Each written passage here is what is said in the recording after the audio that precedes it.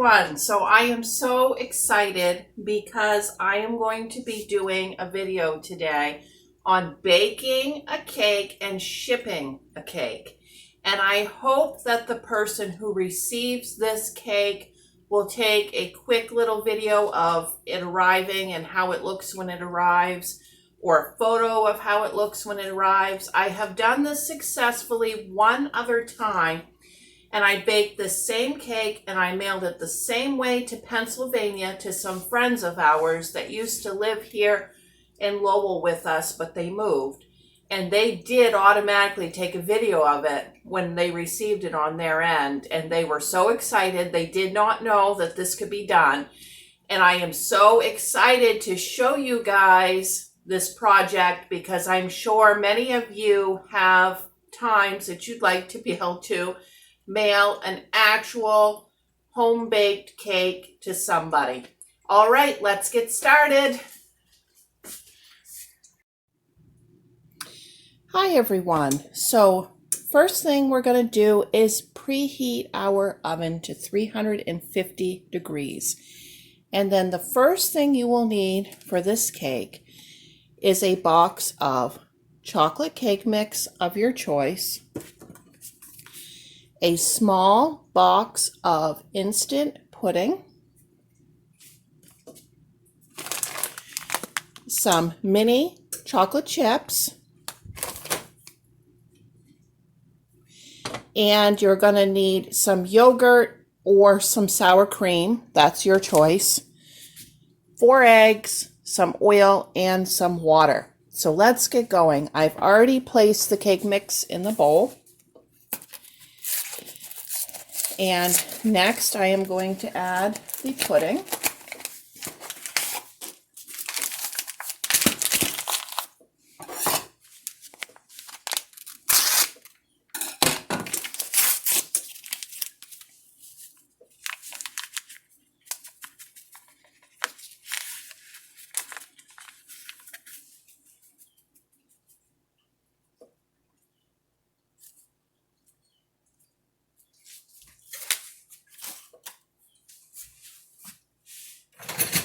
Okay, and we will just stir that up a little bit.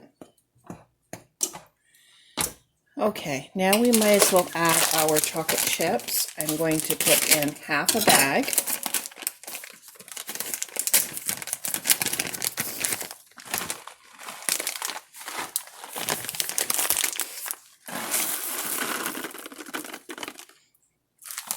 Okay, and we'll stir that around a little bit.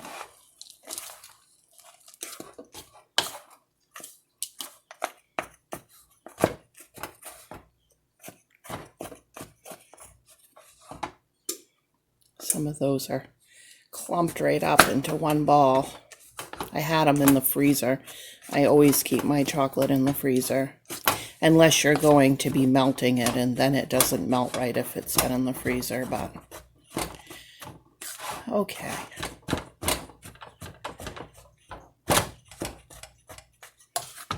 All right, now we are going to add our eggs.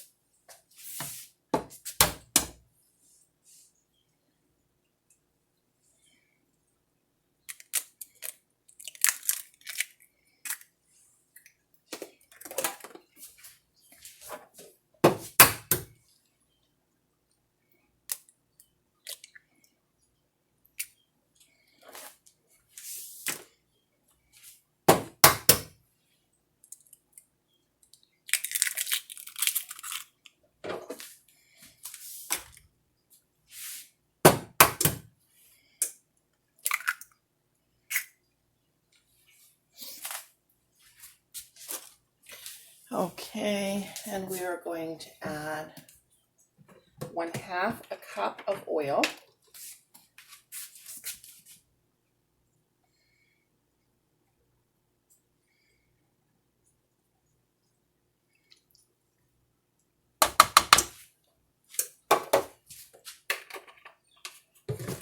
One-half a cup of water.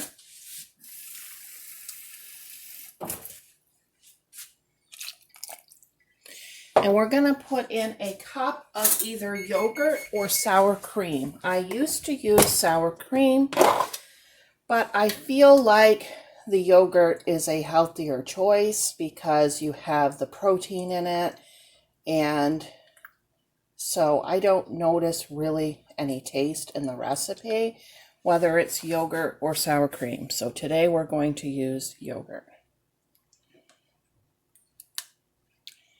And I am using an organic yogurt, but you can use whatever kind of yogurt you'd like.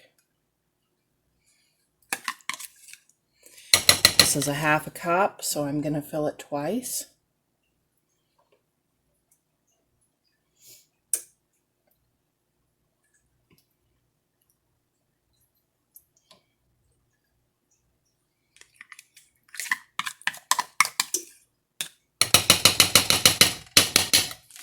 Okay.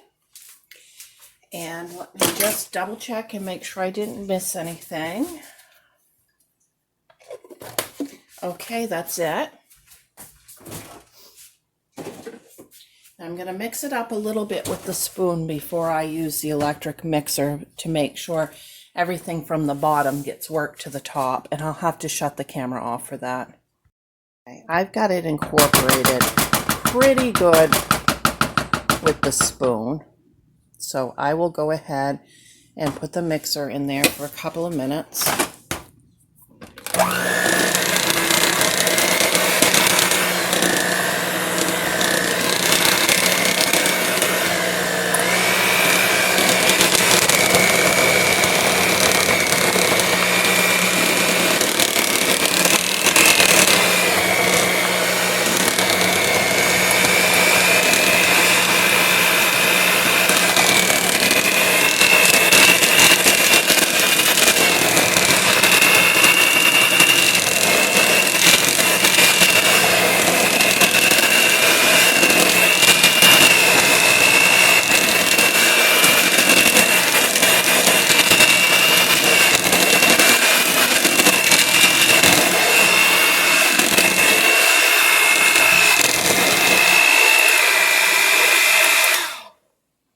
Okay, we're going to set this aside and I'll show you what's next.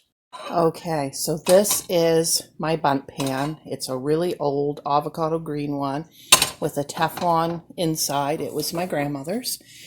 And we're going to be baking the cake in this. But do you see all of these grooves? This has to get very extremely greased or it will stick even though it's Teflon. I usually use the spray oil on it, but I don't know why. Since COVID, my store is basically sold out of spray oil all of the time. And so I do not have any right now, but I am going to just put some vegetable oil in there and make sure that I rub that down with a paper towel in all of the little grooves really super well.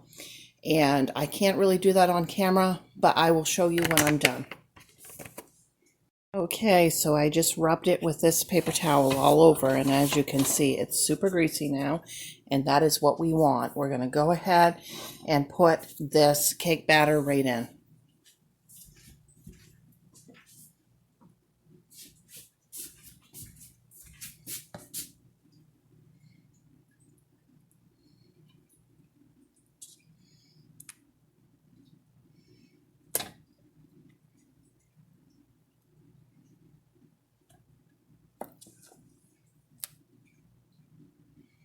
You can see it's really super thick. This makes the best cake, and the reason why I choose to mail this one is it looks pretty because of the bundt pan, and it does not require frosting, which would not mail well.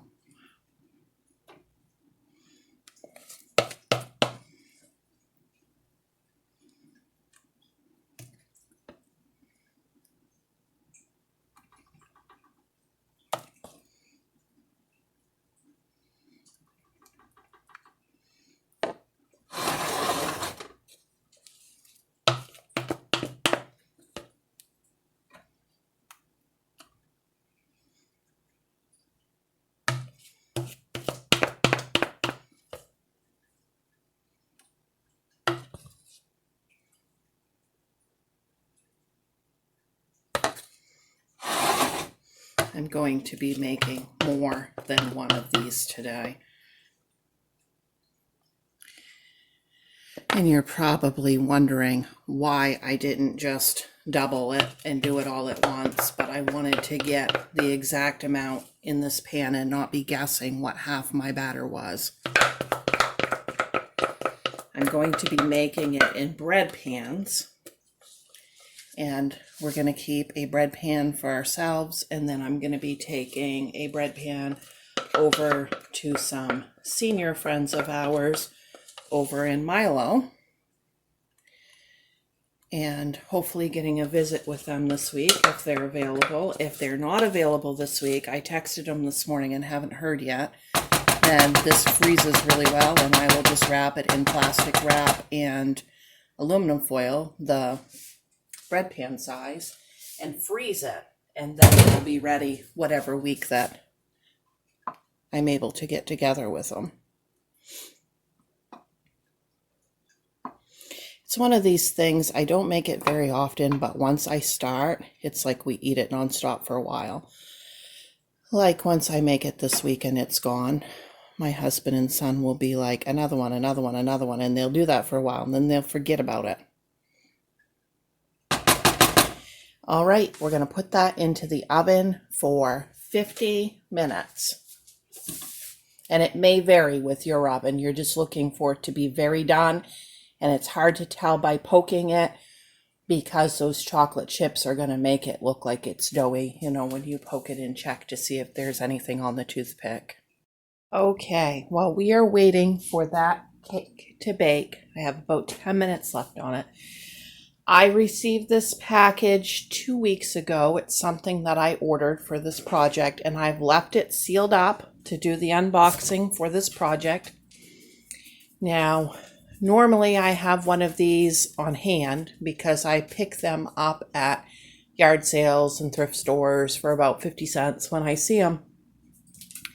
But I didn't have any on hand other than the ones that I keep for my own personal use.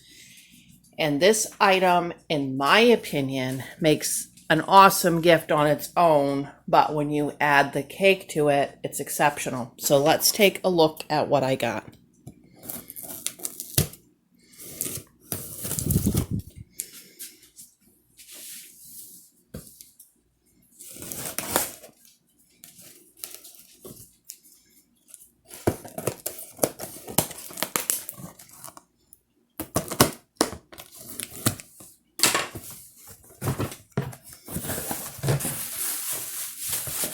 Well, they packaged it well.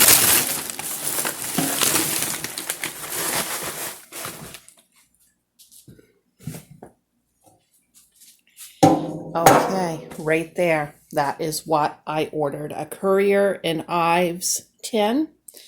This is the Winter Moonlight pattern, and this is the biggest size that they made. And it's the one that says Courier and Ives on the side. Let me grab a tape measure and give you a diameter on this in case you need to order one.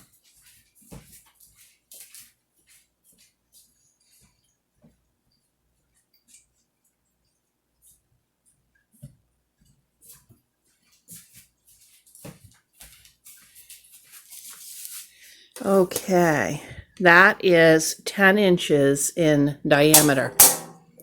All right. Okay, so I am going to get this washed really super well. And I made sure when I ordered it that they showed interior pictures because I didn't want one that was rusted. I wanted one that was in like new shape.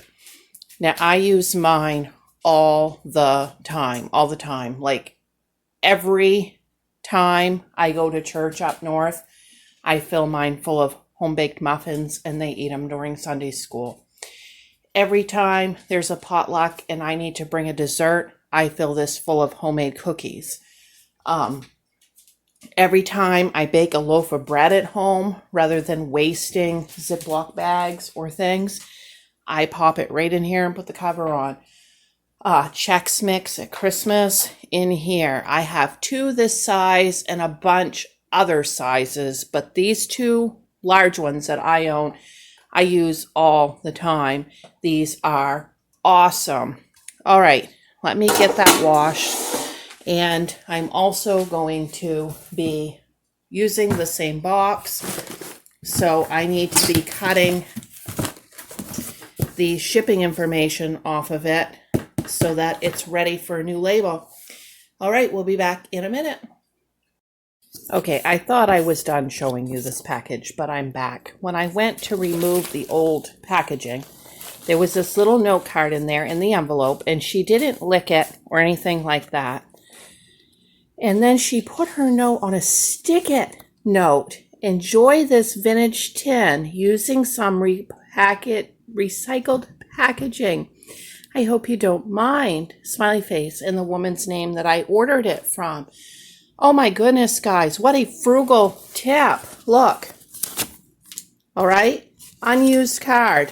Can be reused again. I love it. Maybe one of you will be receiving this card from me soon. Okay, so it is out of the oven, and I'm going to give it about 10 minutes before I try to get it out of the pan.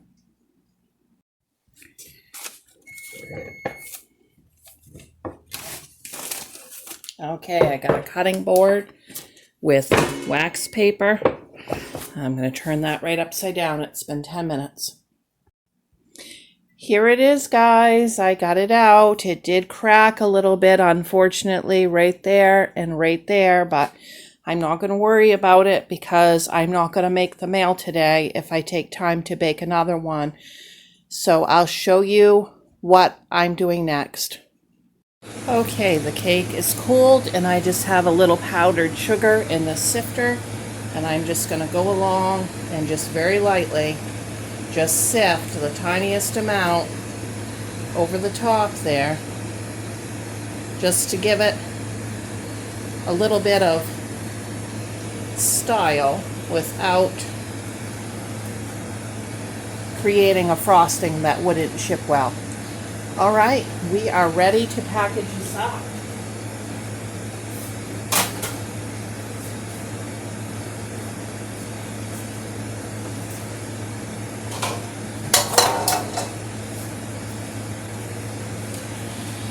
Okay, I am going to transfer it right on the wax paper.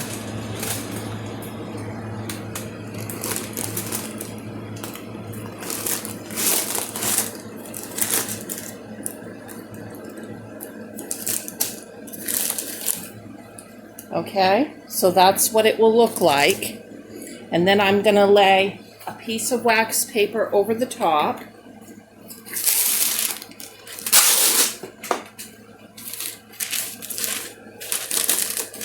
Okay, and then when I put the cover down with that wax paper, like so, it's going to seal that super tight so that cover cannot come off. Okay, and then that's going to go right down in my box. I'll have to stop the camera for a minute. Okay, I am back. Got a little powdered sugar on the table. I'm just going to put the cutting board there because I'm running out of time to catch the post office before my guys get home from work. Okay, so that sets right into this box. This is a large priority mail flat rate box. The only reason why I'm reusing this one is because my post office does not have these, and it's the perfect size. All right, now all I'm going to do is I'm going to cut open paper bags, cut the bottom out, and stuff them in around the side to keep it from shifting around.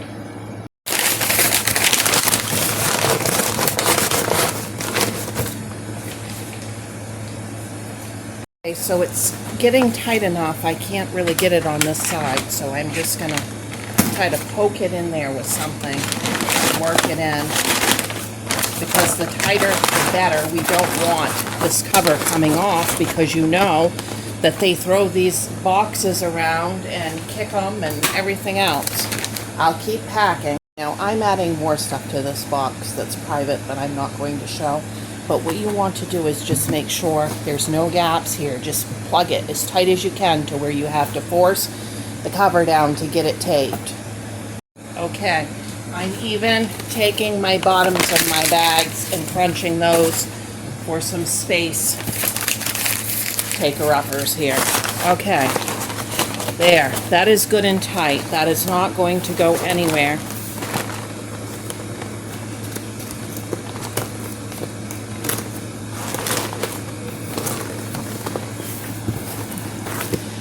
Okay, and I'm going to tape that shot, squeezing it together as tight as possible, and I'll add my address label.